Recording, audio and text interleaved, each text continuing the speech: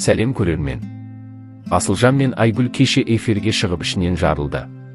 Айгүлдің болса Асылжанға деген сенімсіздіктің себебін білдік. Әбден сенімділікті жоғалтқан екен Айгүл. Көпке көзін жауып кешіріп келген екен Айгүл. Барлығы қосыл дегенімен Асылжанның жасаған сатқындығы ішті өртеп барады. Жақсы көру ме, реніш пе Асылжанға деген, әлде бәрі бірге ме? Махаббат болғаны анық, отбасын барынша сақтағысы келген екен қызымыз. Ал Айгүлдің болса іште сақтап жүргені көп екен.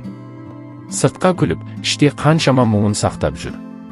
Екі баласын ырбандап қалдырып кеткендері қаншама. Неге қосылмайды деп жазып айту оңай. Екінші әйелін қызғандыру үшін деп ойлап жүргенде күдігі бар, сол себепті.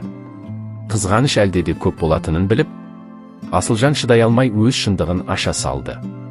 Асылжан бүгінгі эфирде ішіндегі өтініштерін, қателіктерін жастықпен, мастықпен бағалай алмағанын, шын жүректен шынайы өкінішін айтты.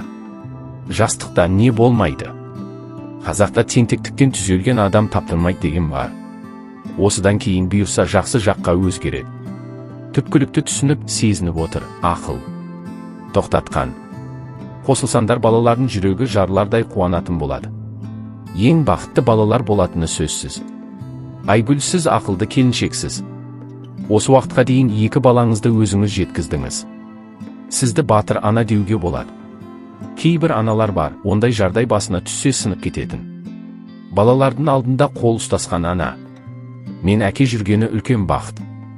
Сондықтан қосылсаңыз жақсы болар еді. Әрине балаларыңыздың әкесінің өзгергеніне көзіңіз жетсе ғана. Сізге бақыт тілеймін. Айгүл, жас болсан да көп қиындық көпсін. Енді әрі қарай өмірін ақ болсын. Сендердің қосылғандарын қалаған едім. Бірақ бүгін эфирден кейін ойым өзгерді. Еркек деген жасы 50 келгенше измена жасай береді, кешіріп қажет емес дейді оқырмандар.